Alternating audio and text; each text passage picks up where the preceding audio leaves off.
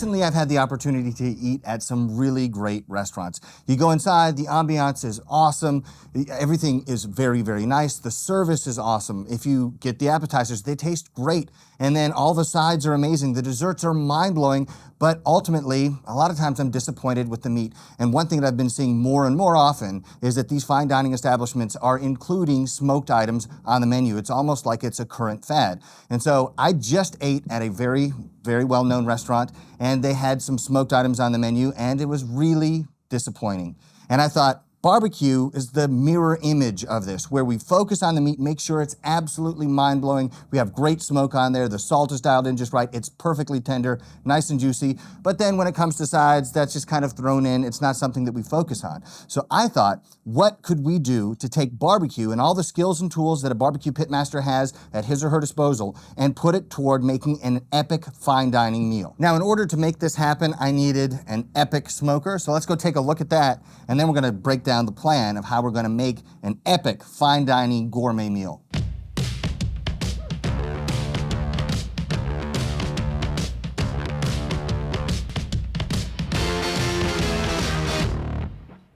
So to do this, I needed an awesome smoker, and I was able to convince Mike Miller from M&M to let me bring this smoker down to San Antonio to cook some epic food. And this smoker, if you guys aren't familiar with it, is absolutely incredible. It's actually one of one. This is the only one in existence. Now, M&M, they make a lot of huge barbecue rotisseries that go to the top barbecue restaurants in Texas, and they make incredible food with it. This is the only backyard rotisserie that they make. They've made this prototype and no other. So I'm cooking on something that doesn't really even exist. Now, if the idea of this smoker sounds awesome to you, well, it sounds awesome to me too. And in order for me to be able to cook on this and come and cook with really cool people and make awesome food, I partnered with a small veteran-owned business, GetEnteredToWin.com. Now, if you click on the link in my description, you can buy a collectible mug and automatically get entered to win this epic smoker. It is one of one, the only one in existence. You can't even buy one of these because they don't exist. Now, if the best barbecue restaurants in Texas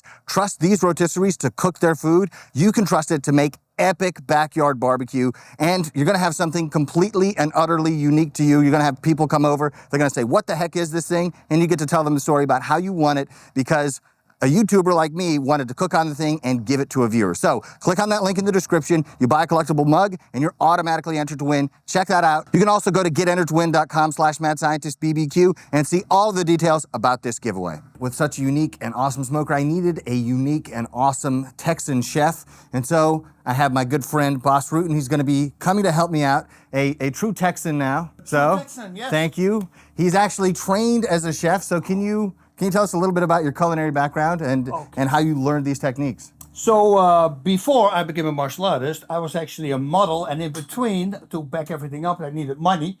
You know, I was a chef, but I was in training. So that meant for us 2 days to school each week, and then the rest of the week you had to work at a place where they told you to go. Like the person where I was, he trained in Switzerland. You know, he was a really good chef, and from these people you learn the game, so to say. This is what we did. And it's the French cuisine. That's what we did. Got it. So I thought that we would start with some beef ribs. Ooh, I always love to go for the ribs. Third one comes. Just soften them up a little bit first. So that's what I'll take care of. I'll get the ribs ready, but what do you think we should do to go with beef short ribs? So imagine like a pound of meat on a huge bone. What can we do to go with it? What do you think? To make it sacre bleu, to make it a little bit of French, I would say a wine sauce, a red wine sauce to do Like it. organized, you know. That you say so. I made a really good stock, a beef stock myself. Yeah, it took it like 8 hours to make, so that's going to be really nice. So we can use that for that. But as in France, you know that the mise en place, if you have that brown sauce, the basic sauce, you can pretty much use for everything. So for people at home, when we start cooking, you can do this with cheese, you can do this with pepper, you can do this with mushrooms, you can do it with everything, except this time we are going to use simple red wine. I do that with a little peppercorn, maybe a little garlic, little shallots, dice them up a little bit in the pan. Great. I think that's a great idea. I think that sauce is going to pair really well with the red meat. And so I thought for a starch, we could do something that's kind of akin to my Amish roots. We'd make potatoes. But we're gonna do some Yukon Gold potatoes, and then I'm gonna reduce the cream to make a double cream. We're gonna add some garlic and some herbs, and that way we have a starch, we have a sauce, and we have our protein, and then we can sit down and have our gourmet meal. Cream, double cream, that's the only thing you had to say, right? It's so good. That kind of stuff, it's so good. And you know, the German background for you a little bit, and potatoes, man. The Dutch, we have potatoes in everything, and we just push everything together and make one thing, stampot, they call Stampot. it. Yeah, something like that also, right? In Germany, stampot, maybe they call it. I'm I not tried familiar to with make it. It's a German word, but it's not. Well, in German, potato is Kartoffel. Kartoffeln, oh yeah, kartoffelsalade. Oh. Yeah, aardappelsalade. Oh, okay. That's a potato salad. You're getting cooking and education all in one. You're welcome, guys. Speak French, we're going to try that as well, right? Sacre bleu. Il fait chaud, il fait du soleil. Ils sont elles sont. Yeah, stupid American. Quelle heure-t-il? Yeah, I just got one thing to say. June 6, 1944. You're welcome. You're welcome, France. Normandy. Boom! For our beef ribs, I got some beef dino ribs at the local HEB. And shout out to Donnie Mondison. I love HEB. It's a great, great store. I'm gonna prep these the same way I always do. If you want a detailed step-by-step guide of exactly how I cook beef ribs, click on the card right here and you'll get everything you need to know about how I do it. I'm gonna season these up and get them on the smoker. So boss, how do you usually prep ribs? Oh, Rocky style, dude. Yeah? Oh. Okay. Nice and tender. They're going to be excellent. For any of you who are interested, we're cooking at 250 degrees. We're using post oak wood, and what we use for seasoning is my buddy Al Fragoni's salt and pepper seasoning, as well as some Goldie's all-purpose rub. We're going to throw it in there, check back in a couple hours.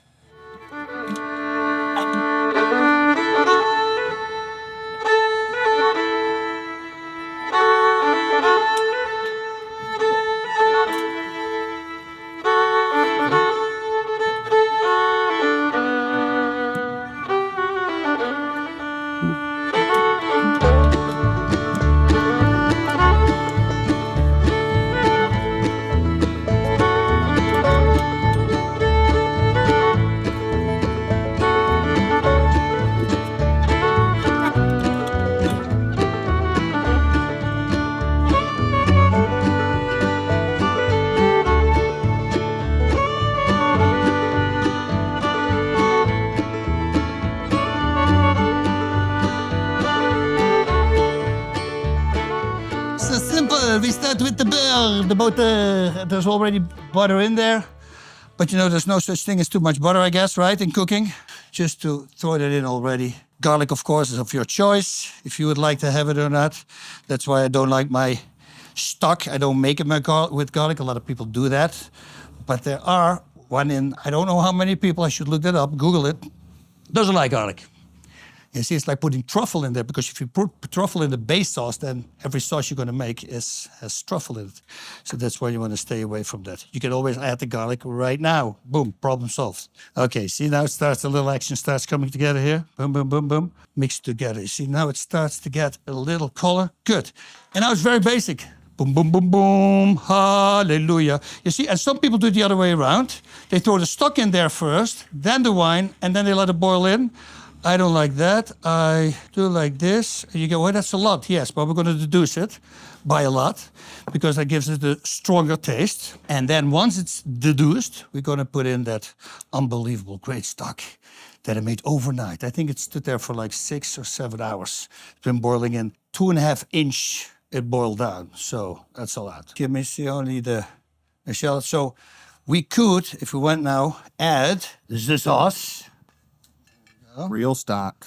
The real stock. All the gelatin in there. Give me a little. It's okay, but taste it. You will see it's a sour thing, it's the wine. Okay. Oh. Right? Yeah, but I think it'll be good with the beef. I was immediately thinking the same thing. It's almost like a béarnaise and the beef, you know? That would be, people don't think it's a great combination. It's a really good combination, béarnaise. I think you can see it thickening by how it's bubbling there. So. Yeah, I think it's about... I don't know. I think it's good. All right. Yeah, and I think, like you said, it's the combination. Immediately when I saw you think, I go, yeah, béarnaise works as well. So why don't do this? Right? We didn't do the French, you know? French. Je m'appelle François. Oh, oui, oui, oui. Il fait chaud. It's been a couple of hours. Let's check on these beef ribs.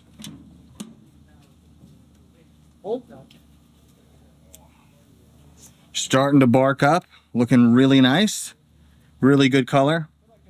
And the smell is out of this world. Oh man, I cannot wait till these things are done. But the show must go on. If you're looking, you're not cooking, I'm gonna put it back on. Okay, so when I go about doing mashed potatoes, one thing I learned from my mom is when you're finished boiling the potatoes, she would always put them back in the pot and reduce out the water. We'd do this until you see the potatoes kind of start flaking. It's like, okay, the water's been removed enough. It's not gonna be like diluting the flavor of the potato. Yep. And then to this, yeah, these are done. To this, I'm gonna add the other ingredients, but I'm gonna start just mashing these and continuing to let the heat cook out some of the water, because I'm not after the flavor of water, I'm after the flavor of potatoes and double cream and butter and herbs and garlic. So I want these flavors to be concentrated so you get really rich, robust potatoes. And then with the double cream and the butter and the milk that we're adding, this should smooth them out, even though this is kind of a rustic preparation. There we go. It's already beautiful. Yeah. It's crazy. The potatoes do matter. Yeah, that's everything. Yeah, you can use russets. I just don't prefer them. Oh no, it is way too dry also. Yeah. They're good for fries. Yeah, that's it. All right. Next time. Here we go. I see that the potatoes are beginning to stick to the bottom a little bit. That tells me that I've lost a little bit of the water. And now I'm not going to be having too much water left over, so I'm going to add some of this double cream. All it is, heavy cream, reduced by half, and it's just really rich and buttery, concentrate the fats and the proteins found in the cream. So we're going to add a little bit of this, not all of it, but it's going to make this really lush and delicious. I'm a big fan of this. There are other ways to make mashed potatoes, but this is definitely my preferred way. I think it gives it a richness and a mouthfeel that you can't create with any other means. So with the cream added, now it's thick. And so to thin it out, I'm gonna add two things. One is butter, because it just makes it rich, but kind of lubricates everything. So it's not like you're eating paste, but you're eating, a creamy mashed potato. And then the other thing I'm gonna do just until it gets the right consistency, and it's usually only a little bit, maybe a couple ounces of whole milk. Once the consistency's right, I'm gonna season it, and then I think it's done. So it's still pretty thick, but we're starting to flow. So I'm just gonna add a little bit of whole milk.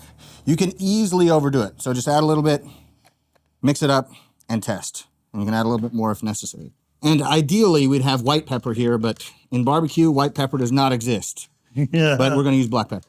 Yeah, so what I look for is it to kind of come off in sheets. Like if I get a big chunk, and it kind of wants to come off as a sheet a little bit. So I think this guy's done. Yeah, I love that texture. That's the perfect one. Salt and pepper. Push it. But push it real good. Salt and into it. pepper, baby. Now I'm gonna pick some thyme, throw it in. Because one thing that you get a lot of in barbecue spice blends is dried herbs, but the freshness of an herb like this in the mashed potatoes is really going to, I think, pair well with something like barbecue, especially when you season it simply the way, my preference is. So we're not gonna go crazy with this. I'm just gonna pick off some of these leaves. Don't want the stems in there. And you can use whatever herbs you want. If you don't like thyme and you like rosemary, use rosemary. If you like parsley, use parsley. Whatever you want is the right answer. Because the goal of this is to simply equip you with the tools to cook the way you want. If you see what we're doing, you're like, oh, that looks good, I want to do it. Awesome. If you like it, but you want to change it, I'm not offended at all. Good food is good food, and whatever you like is the right way to do it. All right. Cool. I think we What do we should have put left? it all together. Well, the presentation, oui?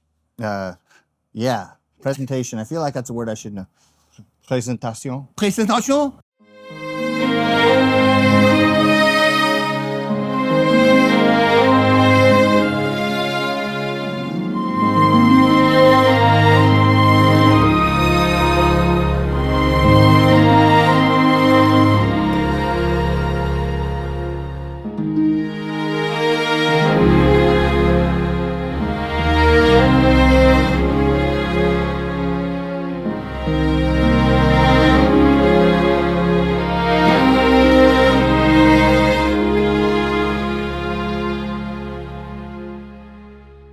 All right, here we have our attempt at fine dining combined with barbecue. So as I'm looking at it, I'm thinking each one of these bites should probably be meat plus the potatoes plus the sauce. Yes. And you get everything. But I think what we just did, I think it's the best. It's the best of both worlds. I mean, you come to America, a brisket is one of my favorite ones. A steak and this falling off the bone rib, those are my favorite cuts. And then to have this be like a brisket, I mean, it's crazy tender, as you can see on the side. And that's culinaire by itself. And now we just dashed it up a little bit more with culinaire food around it. But I believe that this is really well done, my friend. Okay, well, thank you. We gotta try it here. So, if you like steak and brisket and beef ribs, I think it's a good thing that you moved to Texas. You're in the right place. We did, yes, we really did, and I'm very happy. I'm a moron on a barbecue until I bought a new one, the Kamado grill, and who knew that even me, can actually cook on the Kamado grill, and now I'm doing it all the time. Yeah. I love it. I really love it, and now especially after this, watching this, I might get one, but they're pretty pricey. Yeah, we'll see. Yeah. So let's see if we can get the sommelier. Yeah. See if we have. Oh, here we go. Any wine here? Yeah. Ooh. See the label Okay. there. Yeah, that's right. Excellent. Well, you're the connoisseur here, so. Is the tilt of the glass, please? Sure. Yes, he's a pro. This is sommelier. Yes. Okay. Look at it in the light. Seeing some ruby colors. Mm-hmm. Smell the See the bouquet. legs. Check out the bouquet. Okay. Aroma. It's quite nice. Okay, oui. Only the finest for you? Oh yeah. Yeah? That's perfect. Exactly what I was Light? after. Very Nice and light, very refreshing. As refreshing as wine gets. For you, sir, a glass? Oh, yes, just a little one though, because I'm gonna have to drive. Here we go. Oh. There we go. Perfect. Yeah, and you can keep on going, that's okay.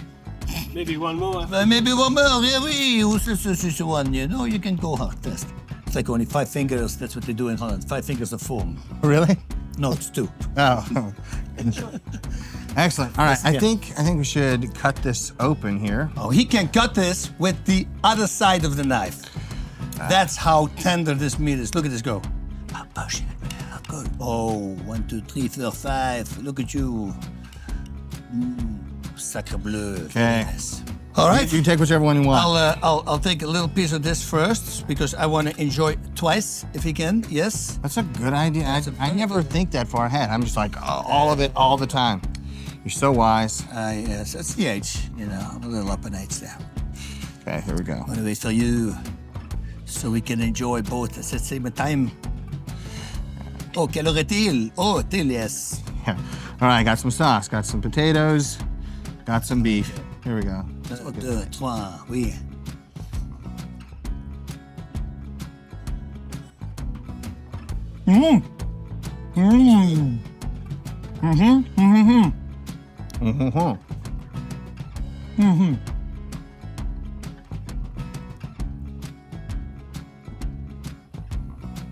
Oh, this flushes it away perfectly. It's a perfect pairing, I think. I believe so too. Not many sommeliers would know. It's dumb ones. Got their certification Fine. online. Certification online. We don't do that stuff. No. That sauce is delicious. It's so tender. How many hours?